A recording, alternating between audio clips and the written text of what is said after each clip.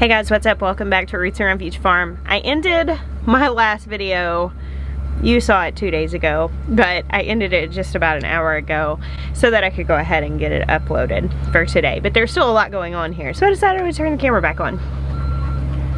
You ready? You ready to go show them what you've been working on? You've done a lot of work on it. Have you been building it yourself? I've been doing the screws mostly myself. Cool, let's go see. So Benjamin is not one much for video games, is that right, Ben? The other boys don't really get to play a lot of video games throughout the week, so on like Saturday they will, especially during the middle of the day. But Benjamin loves a job, so he's been out here helping Dad put the new pig house together with Papa T. So we're gonna do a kind of tutorial video about this structure on the next one. Maya was working out some kinks, but the first thing you're gonna need to have this structure is Papa T as your neighbor. In order for somebody to have Papa T as their neighbor, they have to move on to our property. So Maya built this structure with this plastic siding to make it lighter since we're making it movable. Hey Piggly Wigglies. Hello. Where are the gonna be? Like which ones? Which ones are having babies? Yeah, which ones have names? Doris is gonna have babies, and then Clementine, which I have to get underneath and look. They all look so fat right now. Where's Clementine? That's Clementine right there. What is that one? Yeah, this is actually Clementine right here. They sure are chatty though. Hey, what? Well, Doris is pettable, but she can bite. Yeah, Doris, you can pet her, but she can bite. We're very cautious around pigs, right? Yeah. Alright, lay out all the whole ones. So go around that corner and start laying out whole ones until you get down to where there doesn't need to be a whole one. See, this is a half one. What is up, guys? Put my shoes on the front porch. And we're about to go out and meet Maya at the pig house. It's the next day, and we are getting this project finished up and getting these pigs in the house. My dad and stepmom went home yesterday after a really great visit. We were so glad to have them here. With the shadow of cancer lifted off. It's definitely been awesome. Here, the boxes that have all the irises in them that are sent by you guys. So many beautiful irises and beautiful stories. So getting those in pots is on my list to do. Oh goodness. Today, so they can start growing. And I wanted to give you guys a really quick update on my little garden outside the front door before we head back there.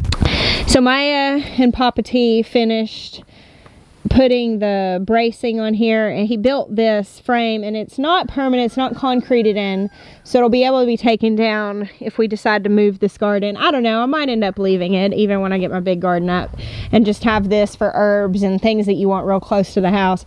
But he got these little Edison bulb string lights, LED string lights, to hang back and forth and make this a cute little space. And he actually extended it a little bit here, just because of the dimensions of the lumber. And I'm gonna put a couple smaller beds back here. I think I'm gonna move some things around and put a table down here. Now the stuff in my green stalks is doing amazing because I put like good bagged soil in here.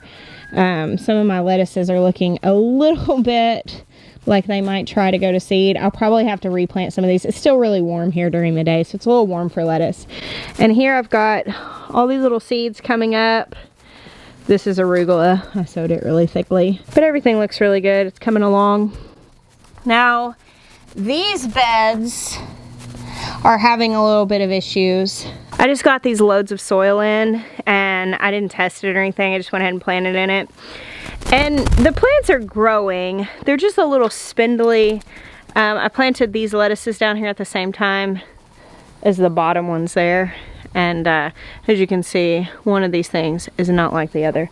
Kind of puny looking. I'm gonna get a soil test and just see where I'm at on this soil. But I did go ahead and throw some worm castings down because the yellowing and the puniness of the foliage makes me think there's probably a nitrogen deficiency, but it's really hard to say without a test. Dad got the area finished for us to start on the foundation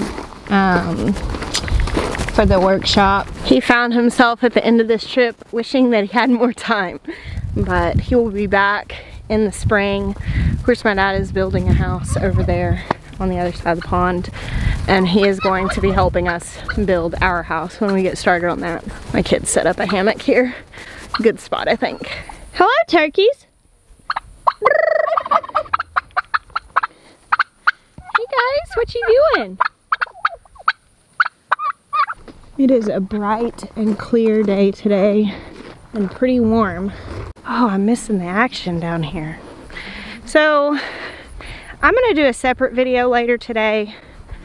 I have a goat with an udder infection, and I'm gonna share about what we're doing about it and kind of give you some of the process, but I'll be honest, that has not been one of the more enjoyable farm chores that I've had to do lately. It was gross. I almost threw up.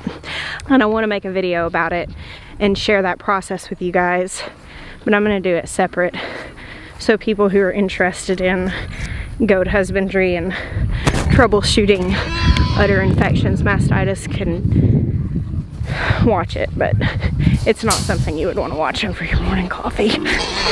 All right, Miss Doris is in the maternity ward, and it looks like Maya and Wes are trying to separate Clementine out and get her in here.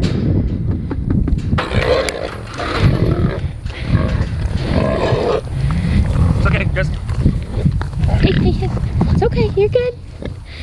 Oh yeah, she's getting closer. Look how swollen she is. Go on back. No.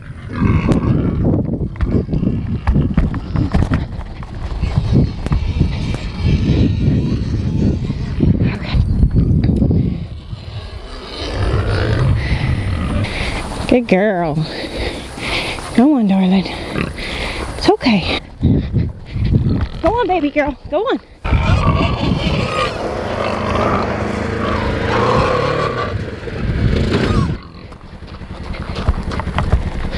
Hey, Clem, go on.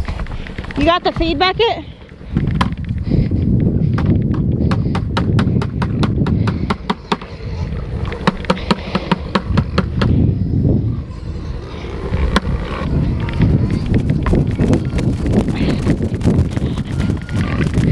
I really just don't want her to go to the road.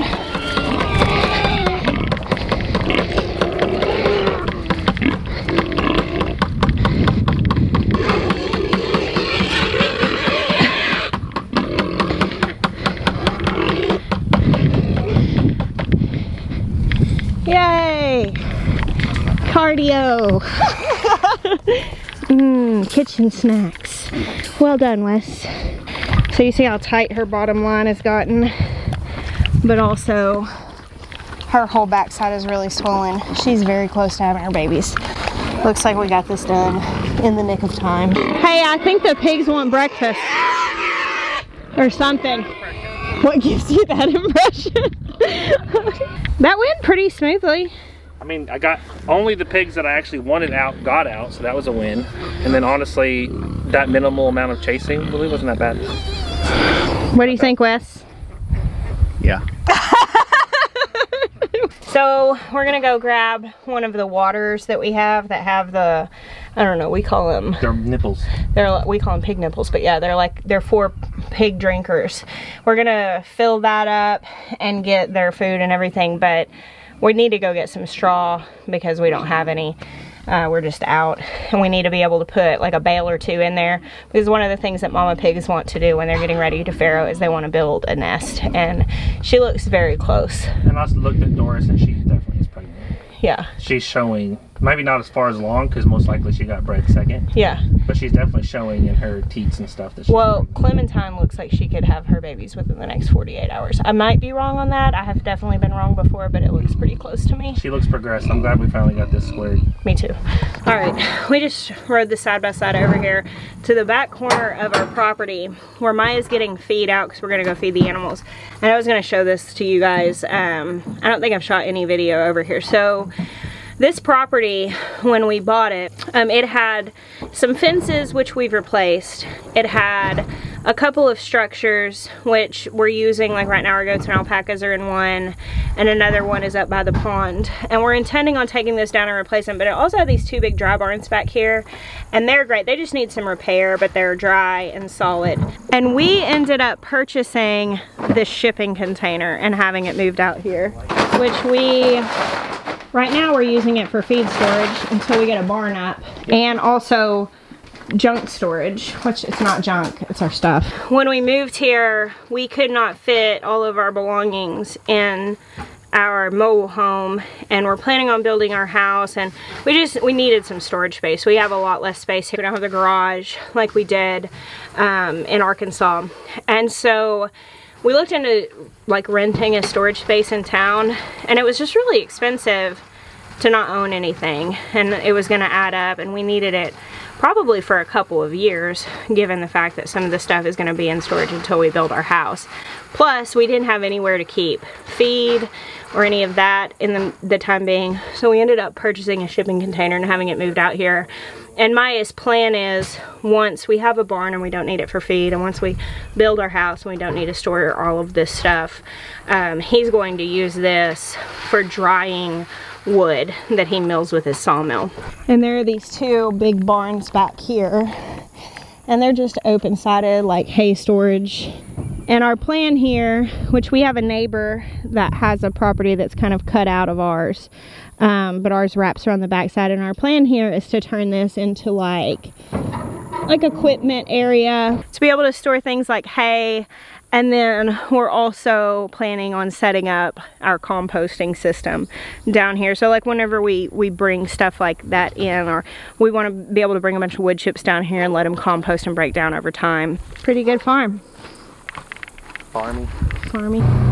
So the plan is, over here, my dad's gonna build his house, and we're gonna clean out, like we have some dead trees here and stuff that we're gonna clean out, and we're planning on planting more fruit trees and nut trees over on this side of the pond. You're so popular with the pigs. Yeah. Our property is kind of interesting because it's pretty flat-ish, you know, it's rolling hills and it's very open. There's not a ton of trees on it. So you can see from like one corner to the other. Like you can stand in one place and just look at the whole property. And except for what's behind those two barns that I just showed you. There's about 2 acres behind that you can't see because it's hidden by the barns. But my dad, when he was here, he said, is 27 acres a lot? And I said, well, if you're planting orchards or pastures to raise like beef cattle, it's not a lot. I mean, you can easily use up 27 acres when you start really getting into like growing trees and pasturing rotationally with like a herd of cows. But if you're mowing it or walking it on foot, it's definitely a lot. Like, this has been a lifesaver for things like going all the way back over to that corner of the property to load the feed up and bringing it back around, because it just wouldn't be feasible to do that on foot. It would take so long. It would take probably 10 or 15 minutes to walk all the way around there, and then 10 or 15 minutes to get back. Carrying that by hand just wouldn't work out. Maya dumped the feed out and she followed him to shout at him. It's over there, homie. Little honey girl, it's over there. Big mama. So we have the old spot is still in with the meat pigs. But when we get the other maternity ward, like is what we called this thing. We call it the maternity ward, where we put these breeding mamas. We're gonna build another pen like this, and we'll put the old spot in there. This is temporary. This is where our high tunnels are gonna be. I actually don't know how much Doris and Clem will tear the ground up right here where we just put them. The idea of putting them in the footprint of where the high tunnel is gonna be is that we want them to tear the ground up.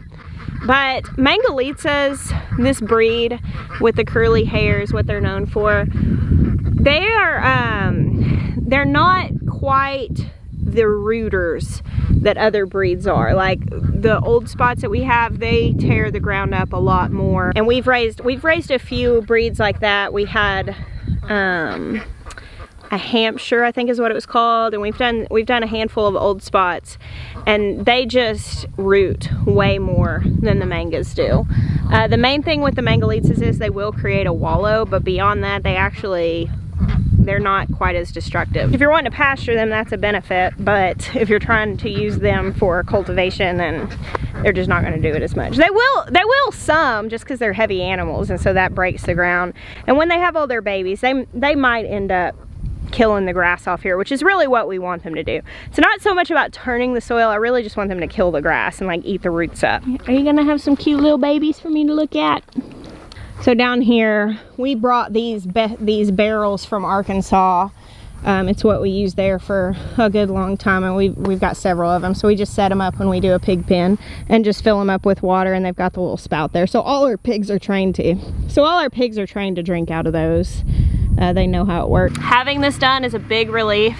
We have been checking the pigs daily as we have this project in the works, and it's been like rain and just different delays, other things coming up that have to be handled, and now that it is done and they're looking much closer to farrowing, it's like when you have these things on your to-do list that get marked off in the nick of time, it is a relief. And I will also say that having like this pig pen here, having the silage tarps down, getting the chickens in their coop, having obviously the goats and alpacas have been right here. I don't know, when you pull in the driveway, like, it doesn't just feel like raw land anymore. It feels like a farm. The early stages, there's not a lot of infrastructure yet, but we got a garden growing. We got pigs about to have babies and be the first things that are born on this farm. Feels pretty legit to me. Thank you guys for hanging out with me today and for joining us on this journey of building a farm. I bless you. Until next time.